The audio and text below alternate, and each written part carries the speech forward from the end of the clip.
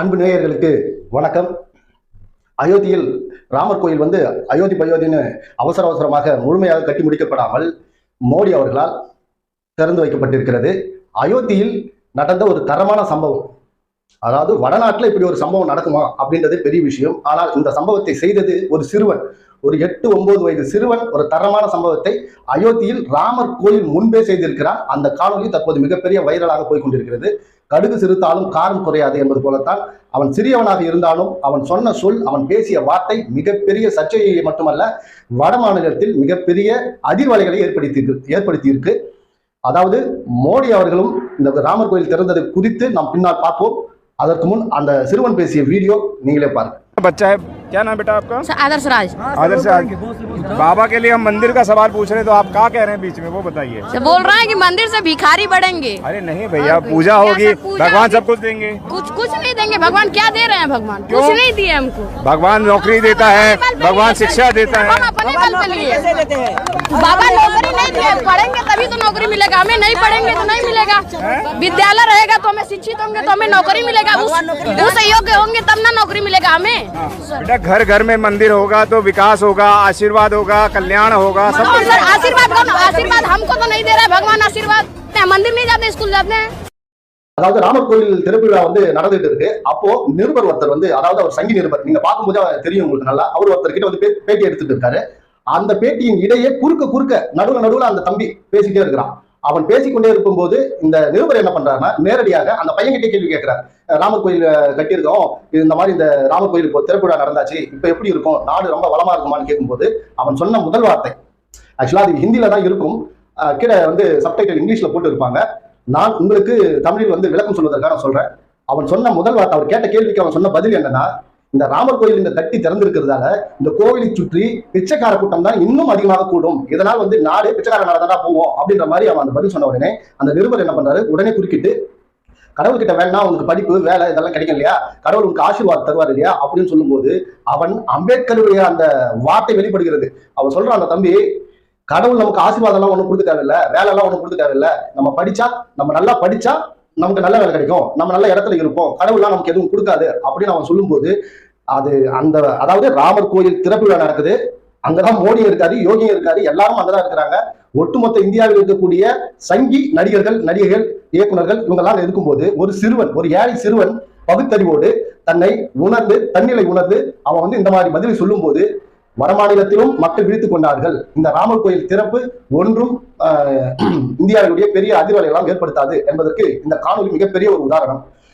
மோடி அவர்கள் நான் தான் ராமர் சிலையை உள்ள வைப்பேன் அப்படின்னு அடமுடிச்சு நின்னார் இல்லையா. ஆனால் சங்கராச்சாரியார்கள், RSS பார்ட்னர்கள் இந்த கூட்டம் என்ன சொல்லிச்சுன்னா, ஒரு சூத்திரன் ராமர் சிலையை உள்ள வைக்க கூடாது அப்படின்னு சொல்லிட்டு அவங்க போர்க்கொடி தூக்கினாங்க. இதுக்கு என்னதான் முடிவு கட்ட போறானுங்க அப்படின்னு நம்ம குழப்ப நிலையில் இருக்கும்போது 22 என்னதான் நடக்கும் அப்படின்னு பார்க்கும்போது ஒரு சம்பவம் நடந்தது. ஆனால் இந்த ஒட்டுமொத்த மீடியாவும் இந்த சம்பவத்தை இருட்டடிப்பு செய்திருக்கிறார்கள். எல்லாம் பணம், எல்லாம் பணமயம், ராமமயம், பணமயம்.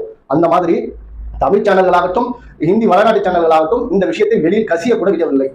என்னன்னா, நீ வரும்போது ராமர் சிலை வெளியில் இருந்தாதானே நீ எடுத்துட்டு போய் உள்ள வைத்த அப்படின்னு சொல்லிட்டு RSS பார்ப்பன கும்பல் யோகி ஆதித்யநாத்துக்கு ஐடியா கொடுத்து அவர் என்ன பண்றாருன்னா, இரவோடு இரவாக ராமர் சிலையை கொண்டு போய் நடுவில் நிக்க வச்சுட்டு காலையில மோடி பார்க்கும்போது கையில ஒரு பூத்தட்டை கொடுத்து, நீ இங்க இருந்தே பூத்து வீட்டு கிளம்பு ராஜா, நீ ராமர் சிலையை தொட்டு வழிபடவே முடியாது அப்படின்னு இவனுக்கு 2000 ஆண்டு காலமா என்ன செஞ்சுட்டு வந்தாங்களோ அதை சூழ்ச்சி செய்து அவர்கள் சாதித்துக் கொண்டார்கள் அப்படின்றது. இந்த சம்பவத்தை வெளியில் யாரும் எந்த மீடியாவும் சொல்லவே இல்லை, எடுத்துக்காட்டவே இல்லை. ஆனா ஒரு சில சேனல்கள்ல மட்டும் அது வெளியே வந்திருக்கு. இப்படி அந்த ஆரிய பார்ப்பன அந்த கூட்டம் மோடி ராமர் கோவிலை திறந்ததுக்கு மிகப்பெரிய கோபத்தில் அதாவது எப்படி சொல்றது, மோடியின் மேல் கொலைவெயில் இருக்கிறார்கள் என்று கூட சொல்லலாம். RSS கும்பலுக்கு ராமரை பிடிக்கிற எல்லாரையும் பிடிக்கணும்னு அவசியமே கிடையாது. ஏன்னா மகாத்மா காந்தி அவர்களே வேண்டாம் என்று நினைத்து அவரை கொலை செய்தார்கள். மகாத்மா காந்தியை விட ராமனை முப்பதும் சொல்லிக் கொண்டிருந்த ஒரு நபர் கிடையாது. அப்படி இருக்கும்போது அவரையே கொலை பண்ணானுங்க. ஆக பிரதமர் மோடி அவர்களுடைய உயிருக்கும் இந்த RSS பார்ப்பன கும்பலால் ஆபத்து இருக்க வாய்ப்புகள் இருக்கிறது. இரண்டாவது, பிரதமராக 2025 பாத்தீங்கன்னா RSS நூற்றாண்டு விழா வருது. 10 ஆண்டு காலம் RSS ஆட்சியில் இருந்தாலும் வருகிற இந்த நூற்றாண்டு விழாவில் பாரதிய ஜனதா கட்சி ஆட்சியில் இருந்தால்தான் அவர்களால் மிக சிறப்பாக இந்த விழாவை கொண்டாட முடியும். அவர்களுக்கும் ஒரு பெருமை இருக்கும். ஆகையால் இந்த ராமர் கோயில் சர்ச்சையில் கொஞ்சம் அவங்க விட்டு கொடுத்தே போனாங்கன்னு சொல்லலாம். ஆனால் அவர்களுக்கு வேண்டிய அந்த காரியத்தை அவர்கள் சாதித்துக் கொண்டார்கள். ஆனால் வருகிற 2024 தேர்தலில் மோடி நிச்சயமாக பிரதமர் வேட்பாளர் கிடையாது. இது RSS அந்த கேபினட், அந்த தலைமை குழு முடிவெடுத்து விட்டது. அத்வானி அவர்கள் டிக்கெட் இருக்கிற ஆள் யாருன்னு பார்த்தா யோகி ஆதித்யநாத். ஆனால் RSS கும்பல் அந்த பார்ப்பனிய கும்பல் முடிவெடுத்திருக்கிற ஆள் பாத்தீங்கன்னா நிதின் கட்கரி. நிதின் கட்கரி நாக்பூரை சேர்ந்தவர். ஆகவே அவரை பிரதமராக்கினால் அவரை வைத்து நம்ம எல்லாத்தையும் செஞ்சுக்கலாம் அப்படின்ற முடிவில் அவங்க இருக்காங்க. ஆனால் அத்வானி அவர்கள் யோகி ஆதித்யநாத் டிக்கெட் அடித்திருக்காரு. ஆக இந்த 2 பேரில் ஒருவரைத்தான் பிரதமராக்க வேண்டும் அப்படி என்பது இந்த பார்ப்பன RSS கும்பலுடைய முடிவு. இது அவர்கள் பாஜக ஒருவேளை ஆட்சிக்கு வந்தாலும் பிரதமர் மோடி அவர்கள் அடுத்த பிரதமர் கிடையாது அப்படின்றதுல அவர்கள் உறுதியாக இருக்கிறார்கள். நம்ம இருக்கிறோமோ இல்லையோ அவங்க ரொம்ப உறுதியா இருக்கிறாங்க. ஆக ராமர் கோவில் என்பது பாபர் மசூதியை இடித்து அதன் மேல் கட்டப்பட்டிருக்கிற ஒரு கோவில். நீங்க ராமர் கோயிலை கட்டுங்க, அது ஒரு தனி இடத்தை கட்டி இருந்தீங்கன்னா நாங்களும் அதை வணங்கியிருப்போம், வாழ்த்திருப்போம். ஆனால் நீங்கள் கட்டியிருப்பது இஸ்லாமிய சமூகத்தின் ரத்தத்தின் மீது அவர்களுடைய வழிபடுகிற வழித்தரமான அந்த பாபர் மசூதியை இடித்து விட்டு அதன் மேல் கட்டியிருக்கிறீர்கள். இதை எப்படி நான் ரொம்ப பெருமையா நாங்கள் எப்படி கருத முடியும்? என்னுடைய சகோதரனுடைய நிலத்தை நீங்கள் பதித்துக் கொள்வீர்கள், நாங்கள் எப்படி அதை சந்தோஷப்பட முடியும் என்ற மனநிலையில் தான் நாங்கள் இருக்கிறோம். இதைத்தான் உதயநிதி ஸ்டாலின் அண்ணன் அவர்கள் மிக தெளிவாக சொன்னார்கள். நீங்க கோயில் கட்டுறதுல எங்களுக்கு பிரச்சனை இல்லை, ஆனால் நீங்கள் கட்டிய இடம் தான் எங்களுக்கு பிரச்சனை அப்படின்னு சொல்லிட்டு ஒருமைப்பாட்டை பாதுகாக்கிற விதமாக ஒற்றை குரலாக தமிழகத்தில் இருந்து திராவிட முன்னேற்ற கழகத்தினுடைய குரல் ஒலித்துக் கொண்டே இருக்கிறது என்பதில் அது நமக்கு மிகப்பெரிய ஒரு சந்தோஷம் தான். ஆனாலும் இந்த பாபர் மசூதியை இங்கதான் ராமர் பிறந்தாருன்னு சொல்லி நீங்க சொன்னீங்க இல்லையா, அதே மாதிரி நாங்கள் பெருமை கொள்கிற ரொம்ப மார்க்கத்தை சொல்லிக் கொள்கிற எங்கள் முப்பாட்டன் ராவணன் சங்கராச்சாரியார் இருக்கிற அந்த சங்கரமடத்தில் தான் பிறந்தார். அந்த கீழே அதற்கான தரவுகள் இருக்கு. கோயிலை இடிச்சுட்டு அதை ஆராய்ச்சி பண்ணணும் அப்படின்னு நாங்க சொன்னா உங்களுக்கு எப்படி வலிக்கும்? உங்களுக்கு எப்படி வலிக்கும்? அது போலத்தான் அந்த இஸ்லாமிய தோழர்களுக்கு வலித்திருக்கும். ஆனால் உங்களுக்கு கூடிய விரைவில் இது புரியும். வட மாநிலத்தில் இருக்கக்கூடியவர்களே இதை ஏற்றுக்கொள்ளவில்லை என்றுதான் பல மீடியாக்களில் அவர்கள் சொல்லியிருக்கிற கருத்து. அந்த சிறுவன் ஆதிஷ்ராஜ் சொல்லியிருக்கிற அந்த கருத்து ஒட்டுமொத்த பாஜகவையும் செருப்பால் அடித்தது போல இருந்தது. பள்ளிக்கூடம் கட்டுங்க, 10 பேர் படிப்பான், 10 பேர் படிச்சானா வேலைக்கு போவான், வேலைக்கு போனா பொருளாதார வளர்ச்சி அடைந்தால் நாடு வளர்ச்சி அடையும், அப்பதான் இந்தியா ஒளிரும் என்பதை அந்த சிறுவன் பெரியாரின் பேரனாக, அம்பேத்கரின் பேரனாக, ஒரு இஸ்லாமிய சொந்தத்தின் ஒரு வாரிசாக, சமூக ஒருமைப்பாட்டின் ஒரு முகமாக இந்த பேட்டியை கொடுத்திருப்பது நமக்கு மிகப்பெரிய சந்தோஷம் தான். வட மாநிலமும் முடித்து கொண்டது.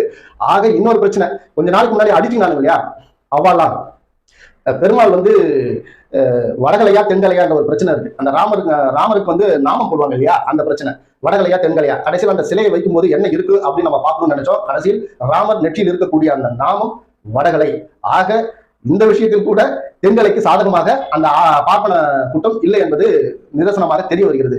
ஆனால் இப்ப இந்த சந்தானம் இருக்காங்கல்ல, கூமுட்ட சந்தானம், இவெல்லாம் ஏஜ் ஆஃப் காமெடிகளை அடித்து வண்டி ஓட்டின இவனுக்கு பெரியாரை பற்றியோ திராவிடத்தை பற்றியோ தெரிய வாய்ப்பே இல்லை. இதை பற்றி பேச தகுதியான 2 பேர் யாருன்னா, ஒன்று NSK அவர்கள், இன்னொன்னு MR ராதா அவர்கள். NSK அவர்கள் ஒரு படத்துல சொல்லியிருப்பாரு, ஏண்டா நெத்தியில நாமம் போட்டுக்கிறீங்களே அது எதுக்குன்னு அப்படின்னு கேட்பாரு. அப்போ அவன் சொல்லுவான், அந்த ஐயர் சொல்லுவான், அதாவது பெருமாளுடைய பாதத்தை 2 பாதத்தையும் நாங்கள் எங்கள் நெற்றியில் தாங்கிக் கொள்கிறோம் அப்படின்னு சொல்லிட்டு இவர் சொல்றாரு. அப்போ சொன்ன உடனே NSK அவர்கள் கேட்பாரு, ஏண்டா நீ பெருமாளை கும்பிடுற, பெருமாளுடைய பாதத்தில் இருப்பதை உங்களுடைய நெற்றியில் தாங்கி நாமமா போட்டுக்கிட்ட சரி, பெருமாள் இருக்கிறா பெருமாள் காலை எடுத்து அவர் நெத்தியில போட்டு வச்சிருக்கீங்க அப்படின்னு சொல்லி நக்கலா கேட்டு சிரிப்பாரு. இப்படி சிந்திக்கக்கூடிய இந்த மாதிரி நகைச்சுவையானவும் சரி, அது சமூகத்துக்கு தேவையான ஒரு நல்ல விஷயத்தை சொல்லக்கூடிய கருத்துக்களை சொல்லக்கூடிய நல்ல சிந்தனையாளர்கள் NSK, MR ராதா இவர்கள் எல்லாம் வாழ்ந்த காலம் அது. பெரியார் வாழ்ந்த காலத்தில் அவர்களும் இருந்தார்கள் என்பது நமக்கும் பெருமை. இப்படி இஸ்லாமிய சொந்தங்களை வற்புறுத்தி அவர்களை காயப்படுத்தி பல உயிர்களை பலிகொண்டு அந்த இடத்தில் ராமர் கோயிலை கட்டி அயோத்தி பயோதின்னு சொல்லிட்டு அயோத்தியில போய் அந்த சிலையை வைத்திருக்கிறீர்கள். இப்ப RSS கும்பல் என்ன செய்யும் அப்படின்னா, இதுக்கப்புறம் ஏதாவது சர்ச்சைகள், ஏதாவது கலவரங்கள் நடந்தால் அதற்கு மோடியைத்தான் அவர்கள் முன்னிறுத்துவார்கள். ராமரை அவசரமாக இவர் இப்படி திறந்து கும்பாபிஷேகம் பண்ணதால் தான் நாட்டுக்கு இப்படி எல்லாம் நடக்குது அப்படின்னு முன்னாடியே சொல்லிட்டாங்க. நடக்க போற சம்பவத்துக்கு எல்லாத்துக்கும் இதைத்தான் காரணமா காட்டி அடுத்து வருகிற 2024 தேர்தலில் ஜெயிச்சு அவங்களுக்கு இருக்கிற ஒரே அஜெண்டா பொது சிவில் சட்டத்தை கொண்டு வர வேண்டும், இந்திய அரசியலமைப்பு சட்டத்தை முற்றிலும் ஒழிக்க வேண்டும், புரட்சியாளர் அம்பேத்கர் அவர்களால் எழுதப்பட்ட அந்த சட்டம் இந்திய பாராளுமன்றத்தில் இருக்கக்கூடாது அப்படி என்பதில் இந்த பாஜக RSS கும்பல் ரொம்ப ஆர்வமா இருக்காங்க. ஆல்ரெடி அவங்க 2 விஷயம் சொல்லியிருந்தாங்க, அதை அவங்க செஞ்சுட்டாங்க. ஒன்னு, ஜம்மு அண்ட் காஷ்மீருக்கு தனி அந்தஸ்து கொடுக்க மாட்டோம்னு சொன்னாங்க, அதை செஞ்சு முடிச்சாச்சு. அடுத்து ராமர் கோயில் அஜெண்டா, அதையும் முடிச்சாச்சு. அவர்களுக்கு இருக்கக்கூடிய மிகப்பெரிய அஜெண்டா இந்த இந்திய அரசியலமைப்பு சட்டத்தை ஒழித்து பொது சிவில் சட்டத்தை கொண்டு வருவது. அது 2025 கொண்டு வர வேண்டும் என்றால் பாஜக மீண்டும் ஆட்சிக்கு வர வேண்டும். இந்த வேலையில் தான் பாஜக RSS மும்முரமாக இருக்கிறது. இதை புரிந்து கொண்டு பொது சிவில் சட்டம் வந்தால் இந்திய மக்களுடைய நிலைமை மிக மிக ரொம்ப மோசமாகிவிடும். நமக்கு இருக்கிற ஒரே பாதுகாப்பு இந்திய அரசியலமைப்பு சட்டம். அதனால்தான் நாம் இன்னமும் நிம்மதியா இருக்கிறோம், வாழ்ந்து கொண்டிருக்கிறோம் என்பதை நீங்கள் உணர்ந்து கொண்டு விழித்துக் கொண்டு வருகிற தேர்தலில் இந்திய அரசியலமைப்பா பொது சிவில் சட்டமா அப்படின்றத நீங்களே முடிவெடுத்து வாக்களிக்குமாறு கேட்டுக்கொண்டு விடைபெறுகிறேன். இன்னொரு வீடியோவில் உங்களை சந்திக்கும் வரை நம்ம சேனல் உங்களுக்கு பிடிச்சிருந்தா கண்ணை நம்பாதே, நாட் 7 லைக் பண்ணுங்க, ஷேர் பண்ணுங்க, சப்ஸ்கிரைப் பண்ணுங்க, மறக்காம பெல் பட்டனை கிளிக் பண்ணுங்க. அப்பதான் நம்ம போடுற வீடியோ உடனுக்குடன் உங்களுக்கு நோட்டிபிகேஷன் வந்து சேரும் என்பதை கூறிக்கொண்டு விடைபெறுகிறேன். நன்றி, வணக்கம்.